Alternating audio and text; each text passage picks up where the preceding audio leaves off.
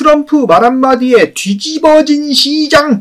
오늘도 야단 법석 암호화폐 시장 관련된 소식 들고 인사를 드려보고 있는 크립토 마토입니다. 본격적인 소식이 앞서가지고 어제 후원을 주신 석세스 홍님 정말 감사드립니다. 석세스 홍님의 응원과 함께 반등하고 있는 시장.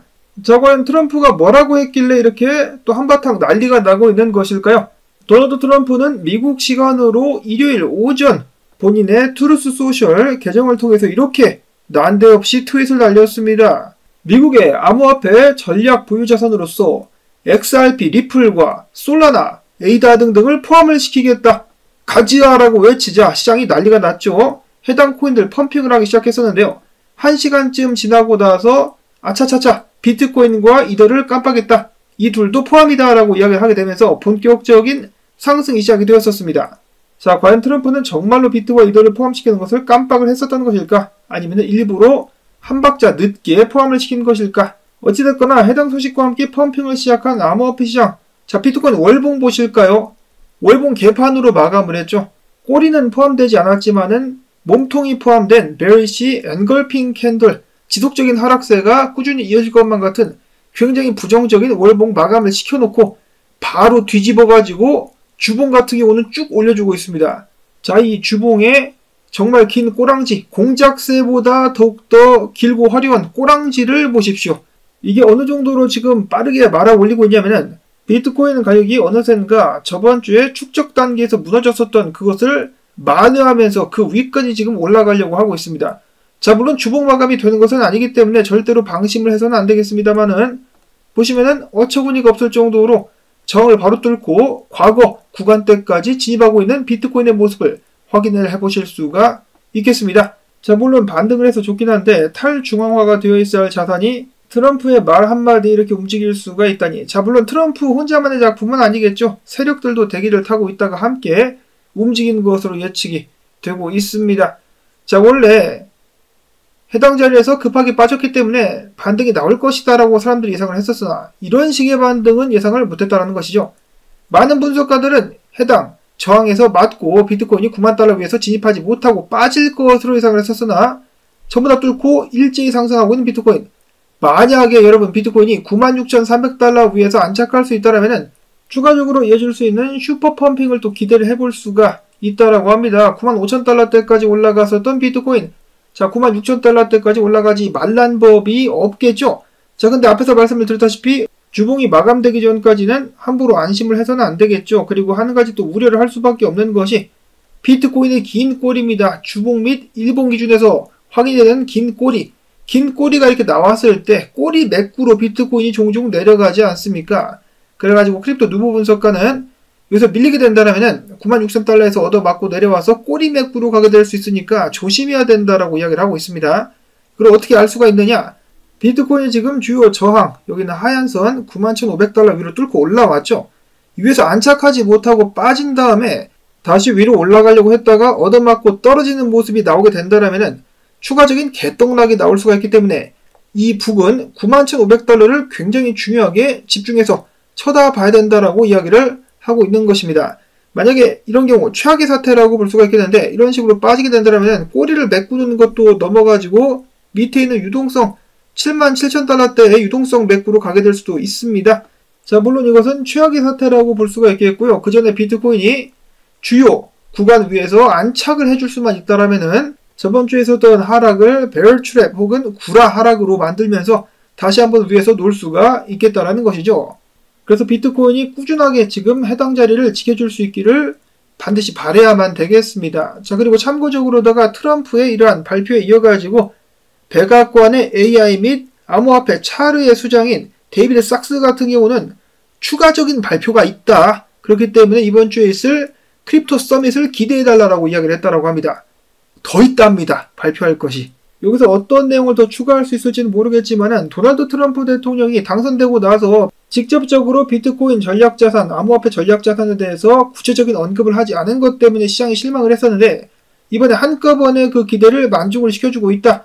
야, 이거 이러면 또 이번 주 크립토 서밋 기대를 하지 않을 수가 없겠는데요. 야, 이거 저스틴 선 스타일인데 이거 좀 불안한데. 그래도 또람프니까 뭔가 좀 다르겠죠. 자, 그리고 짚고 넘어가야 될 부분이 있습니다. 앞에서 제가 언급을 드렸다시피 왜 이런 발표를 난데없이 미국 기준 일요일에 하게 된 것일까? 트럼프는 일요일날 쉬지도 않나? 좀 뭔가 굉장히 수상쩍다라는 생각이 드는데요. 여러분도 아시겠지만 주말 같은 경우는 암호화폐 시장의 유동성이 많이 없습니다. 그래서 약간의 압력만으로도 약간의 푸시만으로도 가격이 크게 유동치곤 하는데요. 일요일을 노렸다라는 그런 예상들이 나오고 있습니다. 그와 동시에 트럼프가 해당 발표를 하기 몇 시간 전에 어떤 한 의문의 트레이더가 난데없이 50배로 1억 2,300만 달러 롱 포지션 그리고 7,200만 달러 비트코인 롱 포지션을 진입을 했었다라는 것입니다. 자, 그래서 발표가 나기 전에 사람들이 수근수근 거렸거든요. 이거 누구냐? 누가 이렇게 강심장으로 엄청난 금액을 50배 롱에 베팅을 하느냐? 미친 거 아니냐라는 반응들이 나왔었는데 트럼프의 발표가 이어서 나왔다라는 것이죠. 그래서 한마디로 이 사람은 뭡니까? 내부자가 아니겠느냐? 트럼프 아들내미일 수도 있겠죠.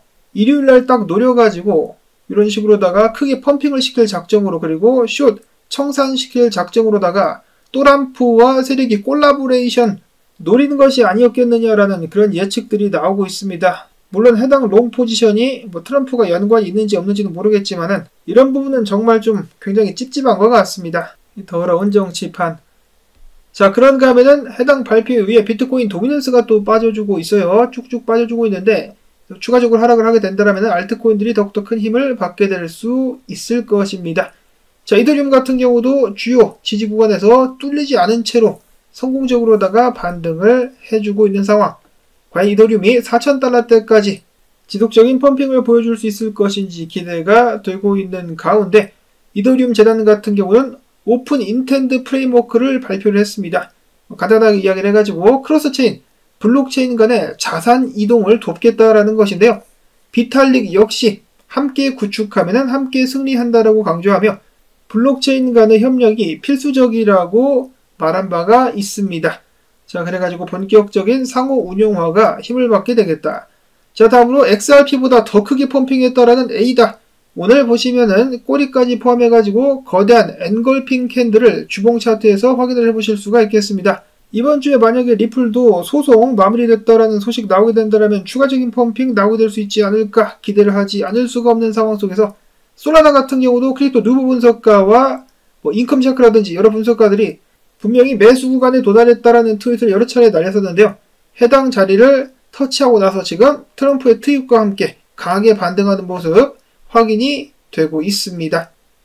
자, 그런가 하면은 트럼프 같은 경우는 제가 얼마 전에 말씀을 드렸었던 것처럼 메타버스 관련된 특허도 냈다라고 하죠.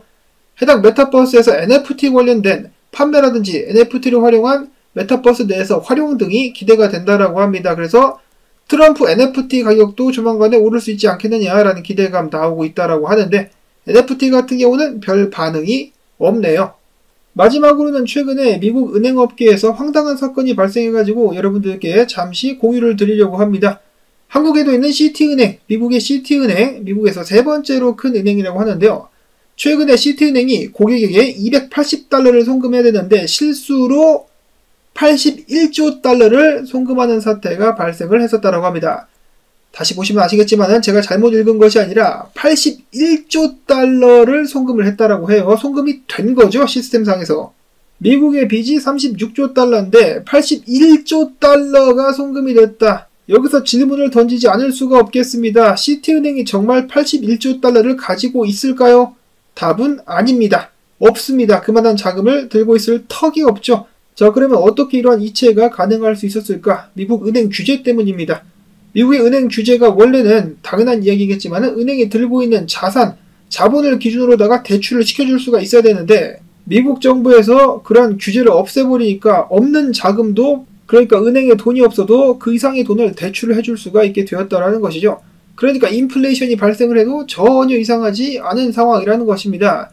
아마도 몇몇 분들께서는 이게 말이 되는 상황이냐라고 질문을 주실 것 같은데요. 저는 이러한 부분이 문제가 있다라는 것을 이미 여러 유튜버로 듣기만 했는데 이번에 이런 사건이 발생을 하니까 저도 여러분들께 한번 공유를 드리는 것입니다. 법정화폐는 스크린상의 숫자에 불과하다라는 것을 알려주는 사례. 자, 이제 그동안에 비트코인은 사기다, 비트는 가짜 돈이고 법정화폐가 진짜라고 외쳤었던 사람들. 이제는 어떤 것이 더 가짜 돈이고 진짜 돈 같습니까? 비트코인이 왜 중요한지, 블록체인이 왜 중요한지 다시 한번 알려주는 사례가 아닌가라는 말씀을 드려보면서 자, 조금 이르게 오늘 또 여건이 돼가지고 일찍 영상을 올리게 되었는데요. 이번 주에 기분 좋은 한 주 이어질 수 있기를 바라보면서 여러분들께 도움되셨다면 광주뜻 한번 가지야 부탁을 드리면서 저는 다음에 새로운 소식 가지고 인사를 또 드리도록 하겠습니다. 안녕히 계십시오.